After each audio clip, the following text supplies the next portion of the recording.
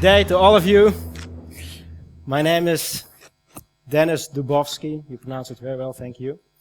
And I'm here to talk about the business of your life, or the busyness of your life. Like most people, I was born, in my case, in Ukraine. And in the early 90s, my parents and I moved to the Netherlands. In the Netherlands, about 7 years after my being here, I started a study of computer science at this beautiful university with a great campus. And I discovered computers, I discovered programming, I discovered internet, and it was really amazing. And people started calling me like the computer guru. You know, I was the man who knew everything about computers. And one day in my second year, a friend of mine, he asked me, I have these pictures of cats and I would like to share them with my people. And it was in the early 2000s, and it was a really weird question because there was no Instagram, there was no Flickr, there was no Facebook, no Dropbox, so sharing things was quite difficult. Then I was thinking about this problem, and like most things, you think, well, I probably can do this. So I started working on this project, and in about 3 weekends, I created a simple website, which was called PicServer. And like the name says, it's thing to serve pictures. People could upload pictures, they could create albums, they could share the pictures with their friends and family. Well, in about 3 years, the thing grew a little bit, and we had about 100,000 users, and we were serving 5 million pictures every day. And though it sounds very successful, and it was just too expensive to keep that thing running for free. So we had to close down. It was a really nice experience, and some people who helped create it were really proud of it. But it didn't work out. The part of the business didn't work out. And I think that if I would be minding my own business a little bit more, then it might have worked out. What do I mean by minding my own business? I'm not trying to be rude or, you know. The word business comes from the word busyness, which basically has two meanings if we follow Wikipedia. And one of which is, no, the meaning we use today. It's an organization which sells or trades goods and services to consumers, right? And the other one is very interesting, and I think it's a more personal one, that all people around here are working on something, are creating some value, some social value, some value otherwise, and they should get rewarded for it. And it could be a monetary reward, but it could be also something else. And I would like to talk about that as well in a minute. So if I translate it using these two meanings, what I actually mean is be always aware of your value and the reward you can get for it. And today we heard several projects which started like a hobby or something else. And I think when you start minding your own business, like in everything you do, every hobby project you have, every research thing you read, everything you do, you will start noticing things.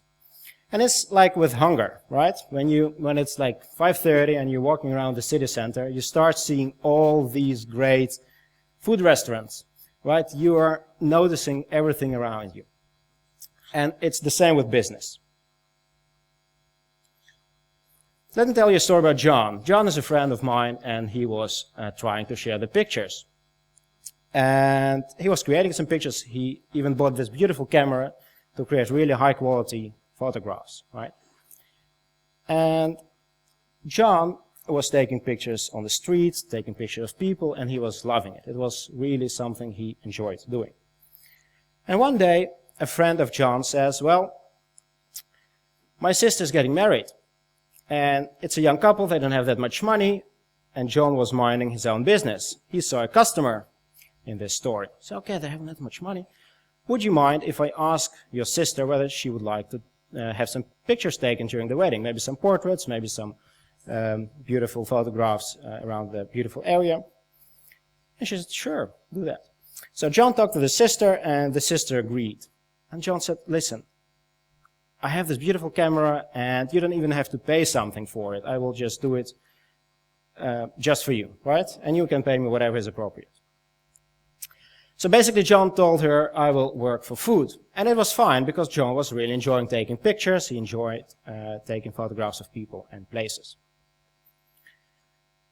So after the wedding, the pictures were great. The happy couple was really happy with the pictures. John was really proud because it was like the first wedding he had, and he was really amazed about the quality and the gratitudes he received from the people. So he was like, wow, I should do this more often, right? And the young couple, they said, well, you did some great work. We had some really nice photographs. Here you have a present from us. Here's a little money. And with this money, John bought a lens. And this lens was a special lens which makes quality portrait pictures. So John says, wow, I can take really high quality portraits. And at that moment, something happened. John was creating a business. What started like a hobby, or what started like just something he loved to do, he created a business. So now John is partnering with his other friend who is taking movies, and they can go together to weddings and create this neat product, right? And another friend is making this beautiful photograph albums, and they have like a product to sell, so they're starting to grow. And what started with only John became something else. John started not only growing his business, he started growing someone else's business as well. And you would say, all right, that's a nice story, and probably you invented it. So how can I apply it to myself? But we are quite similar. The stories we heard today before started like this John's story. Someone was lying in bed, wanted to turn on the light, right, or turn off the light. Someone else has started just playing music, and she started communicating with other busyness people, right? And she created some movements for herself. And I'm not sure, but I see a lot of students here, and I'm sure the parents around you are buying this new cool gadgets, and they used to work with Windows, and now they have iPads. They have no idea how they work. And they ask you, can you install me the email program or the Skype, or I use my password. I lose my password. And the funny thing is, if you look at it, like I just told you, it's a problem. When you start minding your own business, it's a business. There are a lot of businesses right now which are hiring students to help elderly people help their computers to keep working, or remove some viruses or whatever. And I would say that other people are starting their businesses exactly this way. This is a little story about two guys who are started stock trading. And you know, with stocks, you have to review some companies, you have to read some, you have to write some. And so every month they were trying to analyze several companies which would be useful for them to invest. And one day they thought, wow, this is a really interesting idea. There are other people who are trading stocks. What about this information? Would this information be useful for those people? So they created this service, a really simple thing. You go online, you subscribe for 1 year, and every month you get a review analysis of 3 companies. Very simple. But I think that business became more successful, the selling information business, than the stock trading business itself. So when I say mind your own business, I would also say that it's important that you start minding your own business as early in life as possible. Because it works like a compounding mechanism.